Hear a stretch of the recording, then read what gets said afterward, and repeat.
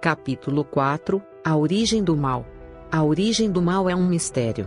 Os anjos haviam sido criados cheios de bondade e amor. Amavam uns aos outros sem parcialidade e supremamente a Deus. Movidos por este amor, deleitavam-se em realizar a sua vontade. A lei de Deus não lhes era um pesado jugo, antes compraziam-se em obedecer a seus mandamentos e em ouvir a voz de sua palavra. Porém, nesse estado de paz e pureza, o mal originou-se com aquele que havia sido perfeito em todos os seus caminhos. O profeta disse a seu respeito: elevou-se o teu coração por causa da tua formosura, corrompeste a tua sabedoria por causa do teu resplendor. Ezequiel 28:17. O pecado é algo misterioso e inexplicável. Não havia razão para sua existência, tentar explicá-lo é procurar uma razão para ele, e isto seria justificá-lo. O pecado apareceu num universo perfeito, algo que se revelou inexcusável. Deus possuía conhecimento dos eventos futuros, antes mesmo da criação do mundo. Ele não adaptou seus propósitos para que estes se amoldassem às circunstâncias, mas permitiu que as coisas se desenvolvessem. Não agiu para que certas condições surgissem, mas sabia que elas ocorreriam. O plano que se colocaria em ação no caso de se rebelar alguma das elevadas inteligências celestiais, este era o segredo, um mistério oculto desde as eras passadas. Um oferecimento foi preparado pelos eternos propósitos, para realizar o próprio trabalho que Deus empreendeu em favor da humanidade caída. A entrada do pecado no céu não pode ser explicada. Fosse isto possível, arranjar-se-ia alguma razão para o pecado. Mas não houve a menor escusa para ele, e sua origem permanecerá cercada de mistério. Deus não criou o mal. Ele fez apenas o bem, à sua própria semelhança. O mal, o pecado e a morte são o resultado da desobediência, originada em Satanás. Os primeiros sinais do mal. Houve um tempo em que Satanás se encontrava em harmonia com Deus, quando era sua alegria executar os divinos mandamentos. Seu coração encontrava-se cheio de amor e regozijo em servir ao Criador, até que começou a imaginar que sua sabedoria não derivava de Deus, sendo antes inerente a ele próprio, e que ele era tão digno quanto Deus de receber honra e poder. Embora Deus houvesse criado Lúcifer nobre e belo, e lhe houvesse atribuído grande honra entre os anjos, não o colocara, todavia, fora da possibilidade de fazer o mal. Se Satanás decidisse pelo caminho errado, poderia escolhê-lo e assim perverter seus dons. Poderia haver permanecido no favor de Deus, amado e honrado por toda a multidão angélica, presidindo em sua exaltada posição com generoso e abnegado cuidado, exercendo seus nobres poderes para abençoar outros e glorificar seu autor. Contudo, pouco a pouco, começou ele a procurar sua própria honra, e a empregar suas faculdades para atrair atenção e obter louvor para si mesmo. Gradualmente também conduziu os anjos, sobre os quais presidia, a lhe prestarem serviço, em vez de devotarem todas as suas energias ao serviço do Criador. Pouco a pouco Lúcifer veio a condescender com o desejo de exaltação própria. Se bem que toda sua glória proviesse de Deus, este poderoso anjo veio a considerá-la como pertencente a si próprio. Deus apresenta a verdadeira posição de Cristo. Antes que se iniciasse a grande luta, todos deveriam ter uma apresentação clara a respeito da vontade daquele Deus, cuja sabedoria e bondade eram a fonte de toda sua alegria. O Rei do Universo convocou os exércitos celestiais perante ele, para, em sua presença, apresentar a verdadeira posição de seu filho, e mostrar a relação que este mantinha para com todos os seres criados. Perante os habitantes do céu, reunidos, o Rei declarou que ninguém, a não ser Cristo, o unigênito de Deus, poderia penetrar inteiramente em seus propósitos, e a ele foi confiado executar os poderosos conselhos de sua vontade. O grande Criador reuniu os seres celestiais para poder, na presença de todos os anjos, conferir honra especial a seu filho. Este estava sentado no trono com o Pai, com a multidão celestial de santos anjos reunida à volta. Então o Pai fez saber que ele próprio ordenara que Cristo, seu filho, fosse igual a ele, de modo que, onde o Filho estivesse, estaria a sua própria presença. A palavra do Filho deveria ser obedecida tão prontamente quanto a do Pai. O Filho fora investido de autoridade para comandar o exército celestial. Deveria ele agir especialmente em união com o Pai no projeto de criação da terra. Satanás estava com inveja e ciúmes de Jesus Cristo. Não obstante, quando todos os anjos se inclinaram diante dele para reconhecer sua supremacia, elevada autoridade e direito de governar, Satanás também se prostrou, ainda que seu coração estivesse cheio de inveja e ódio. Cristo formava parte do conselho especial de Deus para a consideração de seus planos, ao passo que Satanás os desconhecia. Não conhecia, nem lhe era permitido conhecer os propósitos de Deus. Por outro lado, Cristo era reconhecido como soberano do céu com poder e autoridade iguais aos do próprio Deus. Satanás acreditou que ele próprio era o favorito no céu, entre os anjos. Havia sido grandemente exaltado, mas aspirava a alcançar a altura do próprio Deus. Glorificava-se em sua própria altivez. Sabia que os anjos o honravam. Tinha uma missão especial a cumprir. Estivera próximo ao grande Criador, e os incessantes raios de luz gloriosa que rodeavam o Deus eterno haviam resplandecido especialmente sobre ele. Pensou em como os anjos haviam obedecido a seu comando com prazenteira espontaneidade.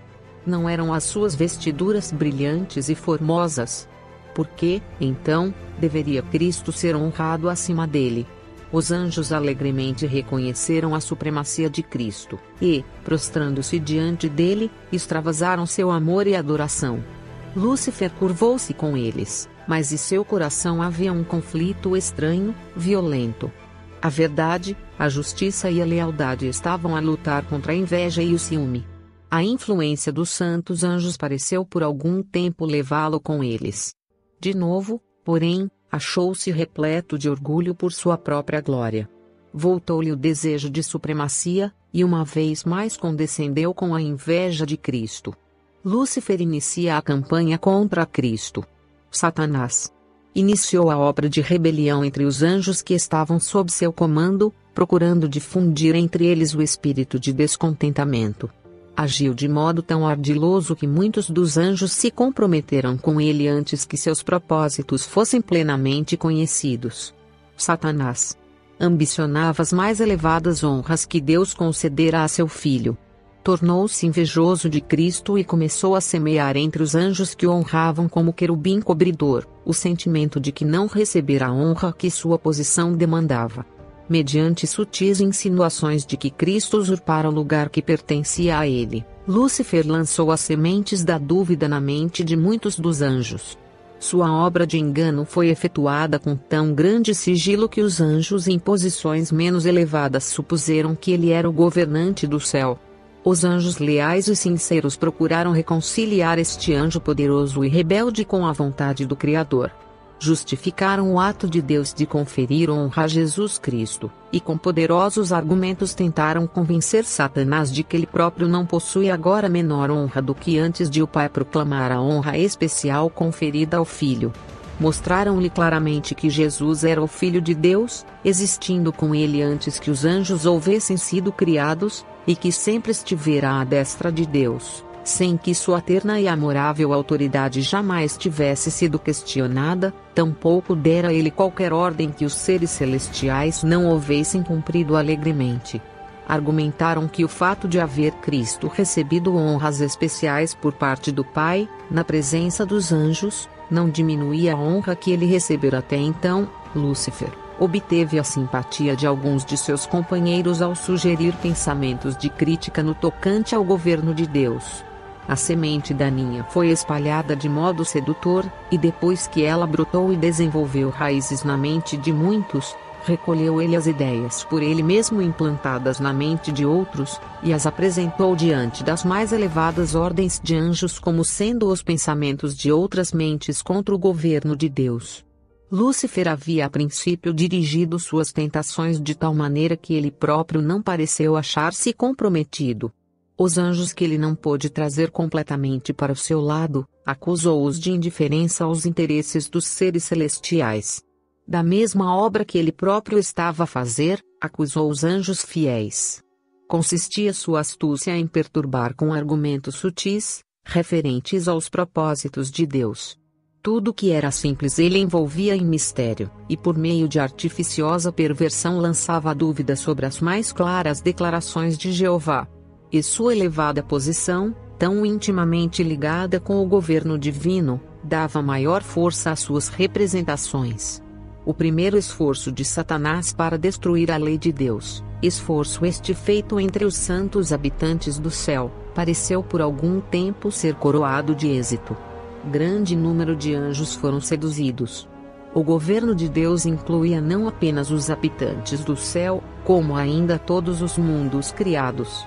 Satanás pensou que, se fosse capaz de arrastar consigo à rebelião as inteligências celestiais, também dominaria os outros mundos. Aqui, por certo tempo, Satanás esteve em vantagem, exultou a este respeito, em sua arrogante superioridade, sobre os anjos do céu e até mesmo sobre Deus. Ele se disfarçara num manto de falsidade, e durante algum tempo foi impossível remover a máscara, para que a deformidade abominável de seu caráter pudesse ser percebida. Foi necessário esperar que ele próprio revelasse suas obras cruéis, astutas e más. Concede-se tempo a Lúcifer para executar seus planos. Deus, em sua sabedoria, não expulsou Satanás imediatamente do céu. Tal ato não haveria modificado os seus planos, antes o teria fortalecido na rebelião, pois haver-lhe acrescentado simpatia, como alguém com quem se lidara injustamente, e um maior número de anjos teria sido arrastado em rebelião junto com ele. Deveria ele receber mais tempo para o pleno desenvolvimento de seus princípios. Satanás queixou-se dos supostos defeitos na administração das coisas celestiais, havendo procurado encher a mente dos anjos com sua insatisfação. Visto não ser ele supremo, lançou sementes de dúvida e descrença. Em virtude de não ser como Deus, esforçou-se para instilar na mente dos anjos sua própria inveja e descontentamento. Assim as sementes da alienação foram plantadas, para depois serem apresentadas diante das cortes celestiais como sendo originárias, não da mente de Satanás, e sim da dos anjos. Desta maneira o enganador poderia mostrar que os anjos pensavam como ele. Aquilo que Satanás havia inculcado na mente dos anjos, uma palavra aqui, outra ali, abriu o caminho para uma longa lista de suposições. Em sua forma astuta, extraiu ele expressões de dúvida da parte deles. Assim, quando foi questionado, acusou-os que ele próprio havia doutrinado. Colocou toda a desafeição nos lábios daqueles que havia dirigido. Lúcifer começou a insinuar dúvidas com respeito às leis que governavam os seres celestiais, dando a entender que, conquanto pudessem as leis ser necessárias para os habitantes dos mundos, não necessitavam de tais restrições os anjos, mais elevados por natureza, pois que sua sabedoria era um guia suficiente. Lúcifer tentou abolir a lei de Deus. Pretendeu que as inteligências não caídas do santo céu não necessitavam de lei, sendo antes capazes de governarem a si mesmas e de preservarem imaculada integridade. Nem mesmo os anjos fiéis reconheceram plenamente seu caráter.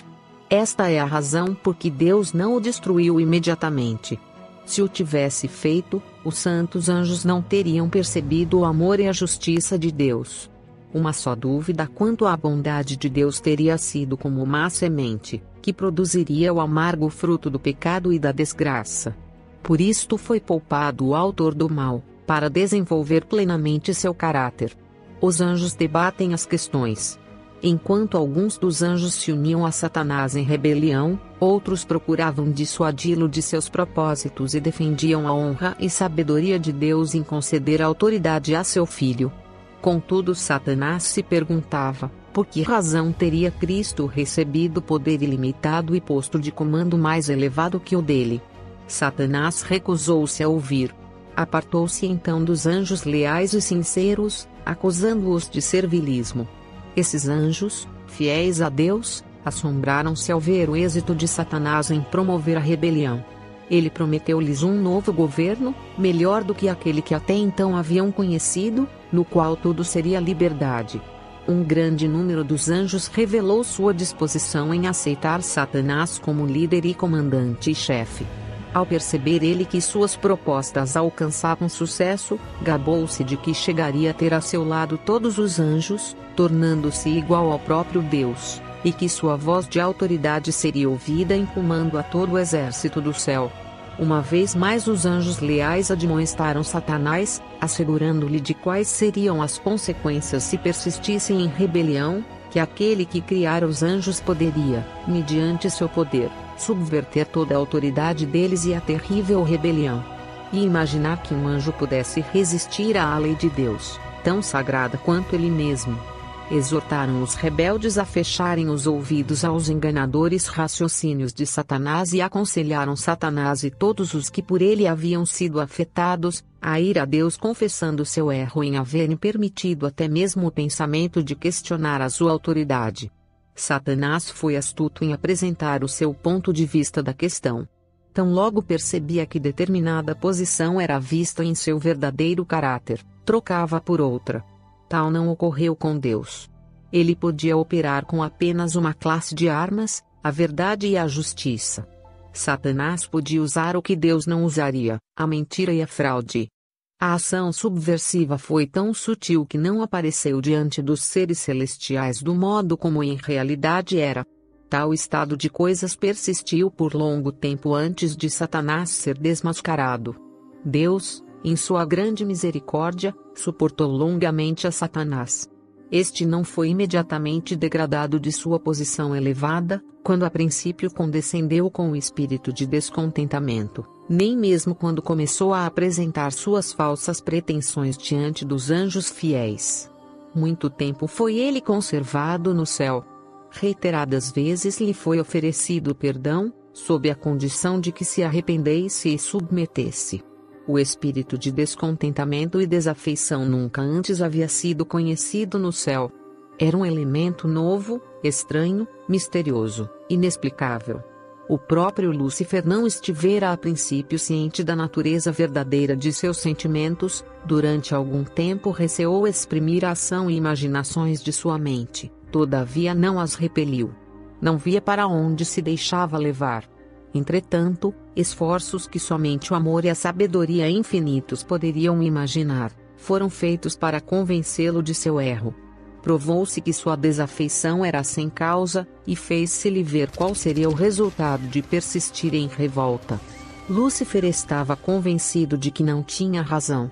Viu que os estatutos divinos são justos, e que, como tais, ele os deveria reconhecer perante todo o céu. Houvesse ele feito isto, e poderia ter salvo a si mesmo e a muitos anjos. Ele não tinha naquele tempo repelido totalmente sua lealdade a Deus.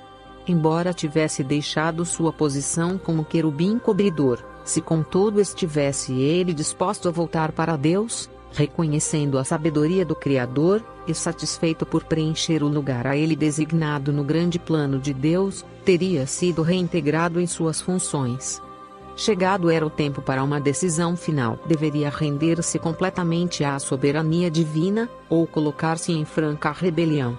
Quase chegou à decisão de voltar, mas o orgulho o impediu disto. Deus enfrenta o desafio de Satanás. Nos concílios celestiais decidiu-se que, com base nos princípios pelos quais se atuaria, o poder de Satanás não fosse imediatamente destruído. O propósito de Deus era colocar todas as coisas sobre uma base de eterna segurança. Dever-se-ia conceder tempo para que Satanás desenvolvesse os princípios que constituiriam o fundamento de seu governo. O universo celestial deveria contemplar o resultado dos postulados que Satanás declarara serem superiores aos princípios de Deus. O sistema de Deus deveria ser contrastado com o sistema satânico. Os princípios corruptores do governo de Satanás deveriam ser revelados. Dever-se-ia demonstrar que os princípios de justiça expressos na lei de Deus são imutáveis, perfeitos e eternos. Os anjos leais apressaram-se em ir até o Filho de Deus e em informá-lo do que estava ocorrendo entre os anjos. Encontraram o Pai em consulta com seu amado Filho, determinando os meios pelos quais, em benefício dos anjos fiéis, a autoridade assumida por Satanás seria anulada para sempre. O grande Deus poderia haver expulsado imediatamente do céu a este arqui-enganador, tal não era, porém, o seu propósito. Daria ao rebelde uma chance justa de medir forças com seu próprio filho e os anjos leais. Nessa batalha cada anjo escolheria por si mesmo de que lado ficar, e manifestaria sua posição diante de todos os demais. Lúcifer torna-se Satanás. Satanás determinou-se a se tornar um centro de influência. Uma vez que não podia ser a mais alta autoridade no céu, tornar-se-ia a mais elevada autoridade em rebelião contra o governo do céu. Seria cabeça, exerceria controle e não seria controlado. Muitos dos simpatizantes de Satanás ficaram inclinados a atender o conselho dos anjos leais, e se arrependerem de sua insatisfação, e readquirirem a confiança do Pai e de seu Filho amado. O grande revoltoso declarou então que estava familiarizado com a lei de Deus, e se ele se submetesse em obediência servil, sua honra lhe seria tirada. Não mais receberia o encargo de sua exaltada missão.